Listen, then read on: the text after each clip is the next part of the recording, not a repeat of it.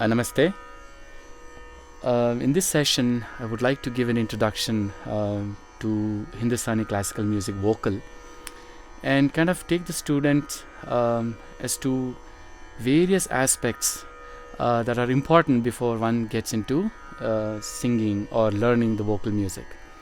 A lot of information is available on the internet these days, but however, I would like to give you a clear picture as to what has to happen, so that you guys understand why it is done so. Now, in our Indian classical music, we say Shrutir Mata Laya Pita. What does it basically communicates to you is that Shruti is given the utmost prominence. Without Shruti, there is no life. And what is a Shruti? That Shruti is basically a drone, which is kind of, you might hear right now that's happening, is giving me a bass Shruti of a pitch based on my ability to sing. So right now this tantra is set to my pitch, which is C sharp, and that is what I'm using as a reference. It should also be very clear that every swara in the Indian classical music can be anything in itself. A sa can be re, ga, ma, pa, dha, ni. A re can be sa, re, ga, ma, and so on and so forth. Why is it? It's because if you have a reference, the re is only that much distance from sa. So therefore I'm hearing re. So we need to observe the change, which is sa, re, ga, ma, pa, dha, ni, sa, against a changeless, and that changeless is Shruti. In life itself, you can only see the progress when something is static, right? So in the similar way, in Indian classical music, Shruti becomes very important. And as a student, it is imperative that you have to know your right Shruti, right pitch. Now, how do one go about finding that? That's where you go to a teacher, or a session like this where I'm trying to explain as to how you go about doing it. So now coming to Hindustani classical music, the first thing a teacher has to do is to find the student's pitch. Why is it important? Is because we want the student, the learner, to be able to sing in his or her own pitch without compromising on the quality of the sound that they are able to produce. Now, if I start off with a very high pitch, I may be having very much difficulty singing the higher notes, but I may have very much easy to do the lower swaras. And then when there is a song that goes to higher, you are suffering. Similarly, if your pitch is too low, then what's going to happen is you will not be able to sing the songs that are there on the lower pitch, because our ragas span across several octaves. So nailing your pitch down first is a prime importance, and for that we use Shruti Peti. We call it as a harmonium or a pitch pipe.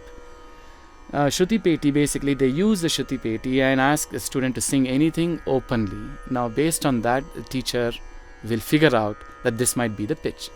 Now the general rule of thumb is that for the males, it's anywhere between B and D. So B, C, C sharp, D or D sharp. And some great legends like Pandit Bhimsen Joshi and others would even sing in E, which is very high. But they are made up, like how each instrument, the instrument maker sets to different pitches. Even God, the creator, also has given us different pitches. So it's important for us to find that out. So using the harmonium, we nail the pitch of the student.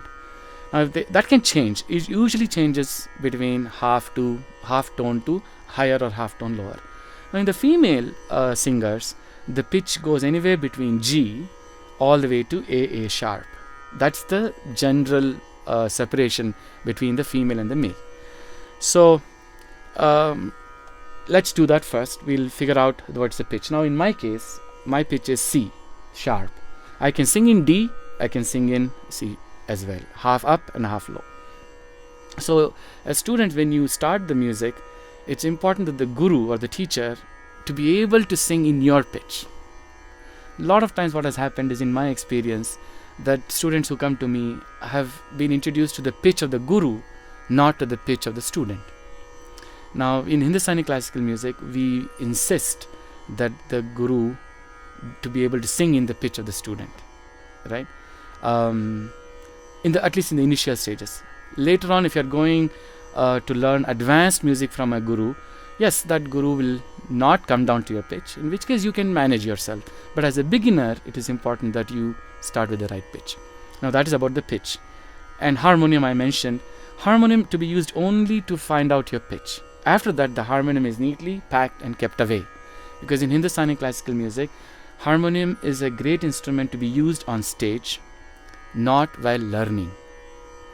That leads me to the discussion of the use of tanpura. Once the pitch is found, then the tanpura, which is tamburi or tanpura, the people refer by various names, the drone, the instrument that creates the drone, is used to start the music. You never sing without tanpura.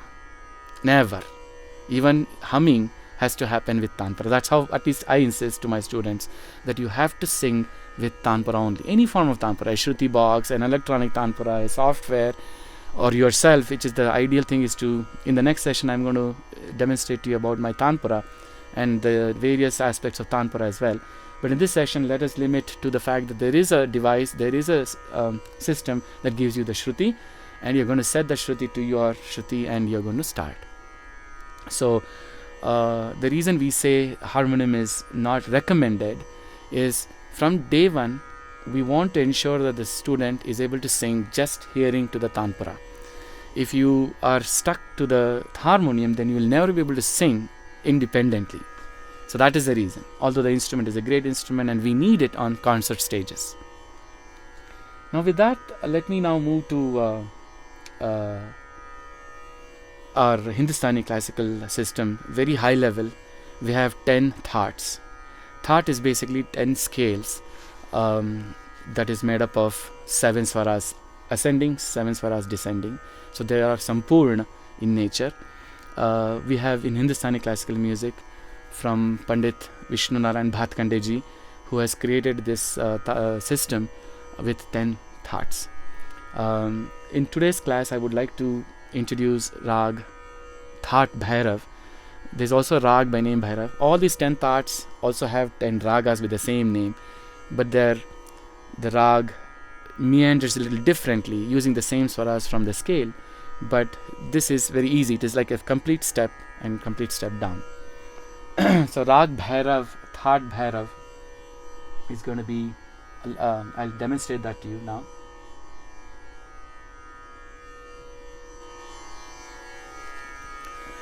So the first sara, Prathama Sur, as we say, is Shadaj. Sa.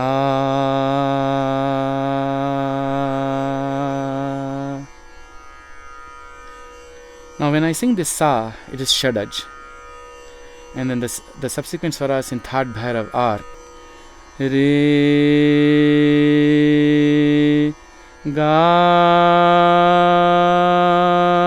Ma, Pa, Dha, Ni, Sa,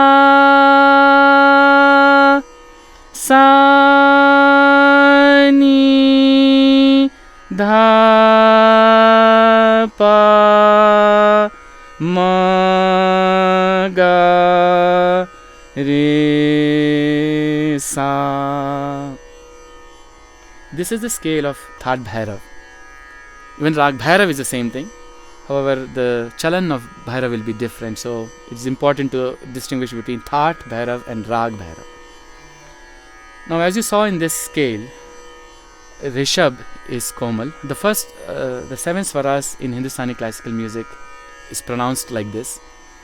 Sa is Shadaj, Re is Rishabh, Ga is Gandhar, Ma is Madhyam, Pa is Pancham, Dha is Dhaivat, Ni is Nishad. So ye Sa, Re, Ga, Ma, Pa, Dha, Ni are the 7 swaras in a given sthai or given saptak or given octave. They're all the synonymous words. In Hindustani Padhati, we constantly say asthai. Asthai is basically a range of frequency, an octave basically.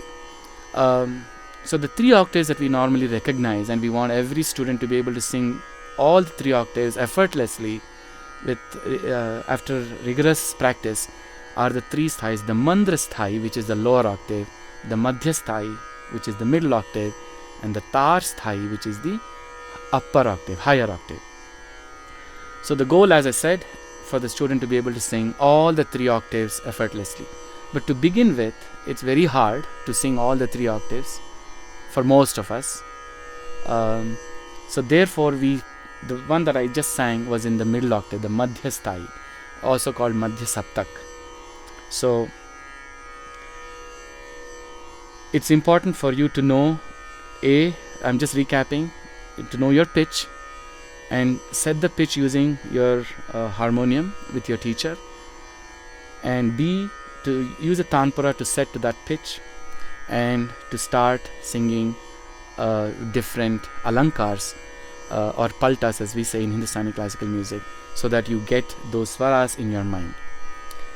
Swaras make the foundation for Indian classical music, and in Hindustani music we make it even more important, that Swaragyan is the one that enables the creativity side in you to be able to express.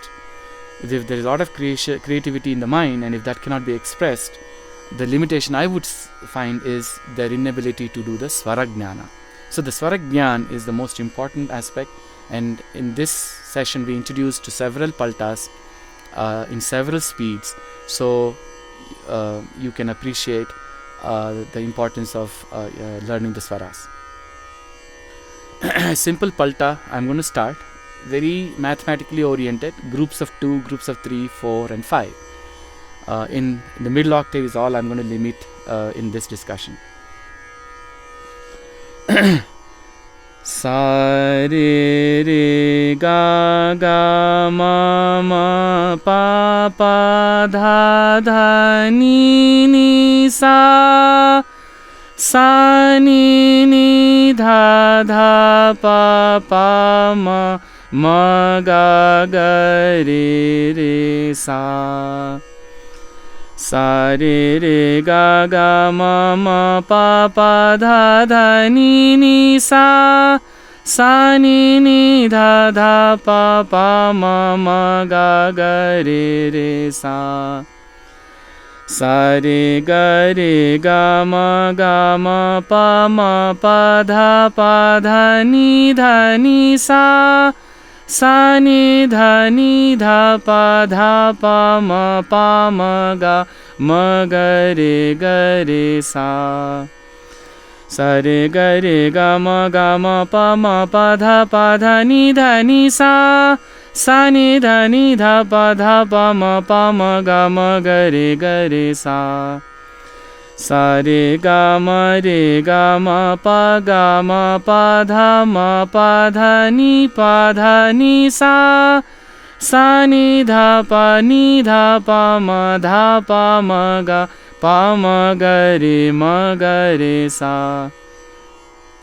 Sa re ga ma pa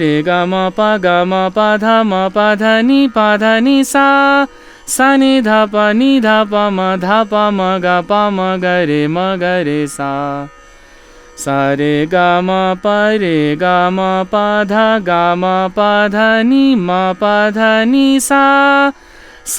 Sa re ga ma pa dha ni sa, sa ni dha pa ma ga re sa. Sa re ga ma pa dha ni sa, sa ni dha pa ma ga re sa. Sa re ga ma pa dha ni sa, sa ni dha pa ma ga re sa. Sa re ga ma pa dha ni sa, sa ni dha pa ma ga re sa. sa re ga ma pa dha ni, re ga ma pa dha ni sa, sa ni dha pa ma ga re, ni dha pa ma ga re sa. Sa re ga ma pa dha ni, re ga ma pa dha ni sa, sa ni dha pa ma ga re, ni dha pa ma ga re sa. Sa re ga ma pa dha ni sa, sa ni dha pa ma ga re sa. Sa re ga ma pa dha ni sa, sa ni dha pa ma ga re sa. In this series of paltas that you just heard, what I'm trying to do there is take 2 at a time, take 3 at a time, take 4, 5, 6, and then finally the complete scale. So in that way, when you're shifting sa re ga sa, you're coming to sa. Sa re ga ma re, from ma to re.